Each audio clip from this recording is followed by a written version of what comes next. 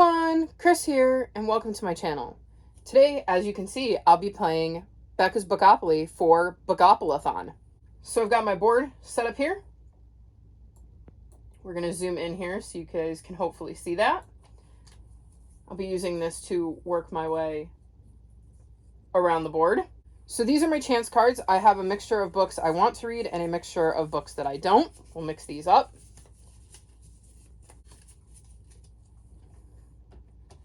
For community shelf, it's supposed to be prompts. As you can see, I have my TBR game in the background. These are all the extra prompts from my TBR game that aren't currently on the board, so I figured I'd just use those. I have my dice, which, if you've watched my TBR game, you know they come into play.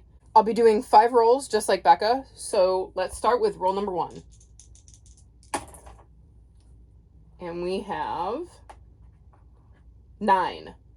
1, 2, 3, 4, 5, 6, 7, 8, 9. Monsters.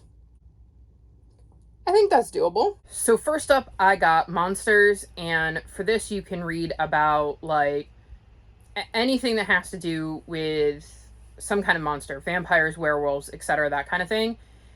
And I'm kind of tweaking this prompt, but I'm going to be reading Amelia Feng and the Rainbow Rangers by Laura Ellen Anderson. And Amelia is a vampire, so it counts for monsters, but Amelia is an extremely nice vampire. She's not mean or scary or anything like that.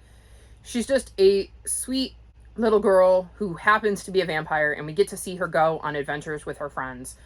I have loved every book I have read so far in this series, and I can't imagine I won't love this one. So I was really excited that I could use this prompt to get this book on my TBR because I've been looking forward to reading it from the moment I put it in my cart to purchase.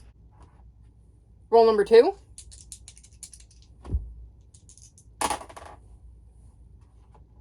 Is 7. 1, 2, 3, 4, 5. 1, 2, 7. Oops. So for that, we have history. Rule number 2 saw me get history, and for this, I'm going to be reading All Standing, The Remarkable Story of the Jeanie Johnston, The Legendary Irish Famine Ship by Catherine Miles. This is a book that follows the Jeanie Johnston, and it is the only ship that was sent out during the Irish famine that managed to survive. All of the other ships perished. Somehow, though, the Jeanie Johnston managed to not only survive, but never lose a passenger. And I'm looking forward to reading the story behind the ship and finding out the history of the Jeanie Johnston and why this ship managed to survive and didn't lose anybody when all of the other ships did. Roll number 3. Whoops. Okay, so this one was a 3. We'll roll this one again since it fell off the board. Well, off my computer anyways. 4. Another 7. 2, 3, 4, 5, 6, 7. Opulent. Roll number 3 saw me get opulent, and for this I'm going to be reading The Elephant in the Room by Holly Goldberg Sloan. And one of the things that opulent could mean is a stunning cover, and I think this cover is absolutely stunning. Like, the whole dust jacket is very pretty. So in this book, we're following Scylla, who hasn't seen her mother in almost a year because her mother had to return to Turkey to secure the immigration paperwork she needed to return to the US and her family. And one day she meets this man who has won the lottery, and one day they decide to rescue a circus elephant, and she also meets a mysterious boy named Matteo and draws kind of comfort, I think, from the man who won the lottery and Matteo and rescuing this elephant. It sounds pretty interesting, and I am looking forward to checking it out and seeing what happens with this elephant and Scylla and seeing if she gets reunited with her mother. Roll number 4. Let's try that again.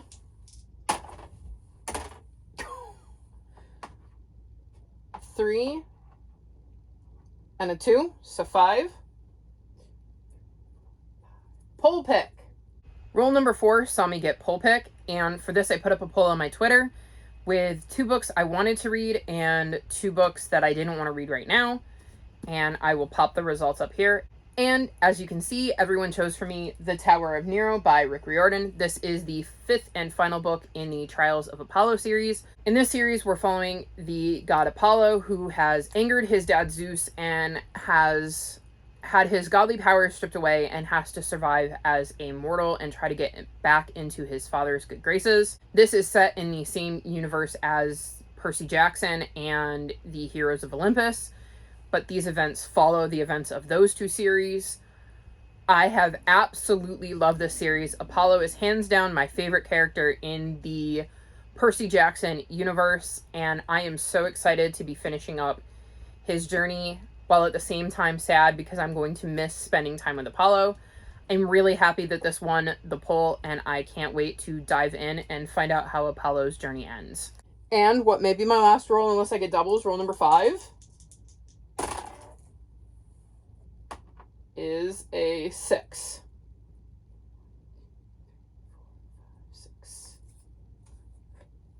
LGBTQ plus rep. And lastly, roll number 5 saw me get LGBTQ plus rep, and for this I'm going to be reading The Deep and Dark Blue by Nikki Smith. So this is a graphic novel, and it says, "Follow the winds, you know the way, find strength in each other. After a terrible political coup usurps their noble house, Hawk and Greason flee to stay alive and assume new identities. Hannah and Grace. Desperation and chance lead them to the communication of Blue, an order of magical women who spin the threads of reality to their will. As the twins learn more about the communion and themselves, they begin to hatch a plan to avenge their family and retake their royal home.